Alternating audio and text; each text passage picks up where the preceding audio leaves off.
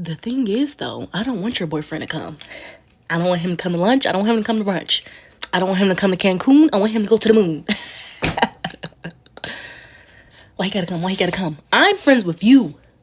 I'm friends with you. He your little friend. You and your little friend go hang out at the playground, wherever y'all do what y'all do. I don't need to know. I don't gotta be part of it. Why they always trying to involve you in the friendship? I get it. You want all your besties run together. I don't like them, no. He do this. Every time we gather, he do this. I don't, he ain't one of us for real type. He ain't really one of us for real type. He don't know it. I don't feel like introducing the new lore. It'd be different if he was one of the new girlies, Because she'd be like, she'd get it. But he, always touching you too. Can y'all, damn, hang out together.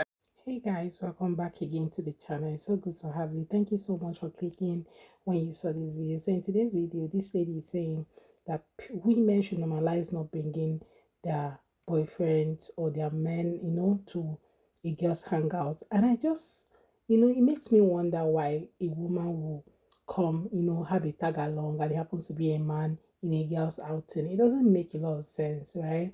And a lot of people also commented on this video. So let's go hear what they have to say. Then we'll come back and talk about it. But before then, let me know what you think in the comment section. Okay, I'll be here to hear from you. And also subscribe to the channel. Give this video a thumbs up. Don't forget to do that. Okay, let's go watch the video. Then we'll come back and talk more. If you are a woman who enjoys bringing your male romantic partner to girls' night, you may have watched that video and felt confused or defensive. So I want to share with you a couple reasons to leave him at home based on the research. Okay, so the first thing is this. There's research that shows that women do behave differently in co-ed spaces than they do if it's a female-dominated space. We are more likely to maintain an appearance of cooperation when there are males in the room. But when there's a lot of women in the room, we might relax and I don't want to say be more ourselves, but we might relax a little bit, okay? And so you need to consider if the objective of the get-together is to relax and to have some sense of ease, will I be altering that by bringing him along? Just something to consider. The second thing you need to think about is that women's relationships are so close because we engage in self-disclosure, meaning I share, you share, we're opening up, right? And we do that because it's like we're in a vault together. That's why we have such platonic intimacy. He's not in the vault. I'm sharing with you, not with him. And so you're going to have your friends working, like doing mental labor to measure their words because he's not in the vault, you are. So they're sharing things with the goal of developing connection with you and trusting you as her girl who you have history with, not him, despite how wonderful he might be.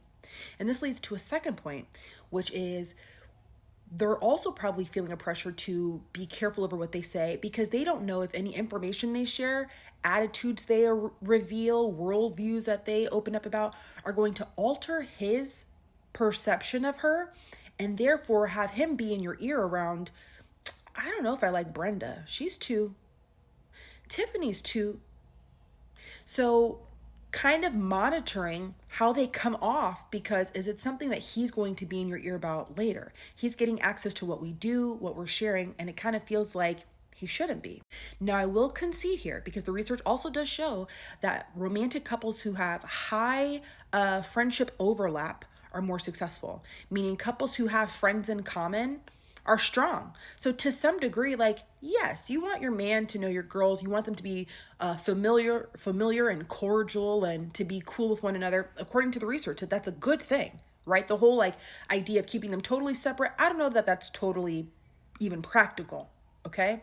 But if you sense that this is a girl's thing and you bring him along, you're not only gonna kind of kill the mood, but you're gonna maybe make them uncomfortable and think twice about what they share. I also think this is important to note. I want to first sympathize with you because I get it. There might be a couple reasons you want to bring him along. First, because it's convenient.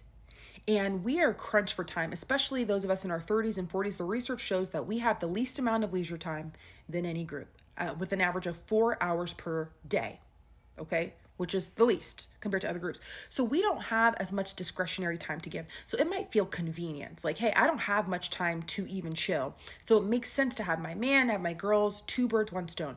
I totally get that it's convenient.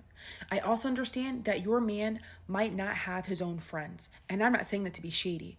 They're saying we're in a male friendship crisis. He might literally not have any friends. So part of you might feel like you're being generous by bringing him along and letting him be a part of something social.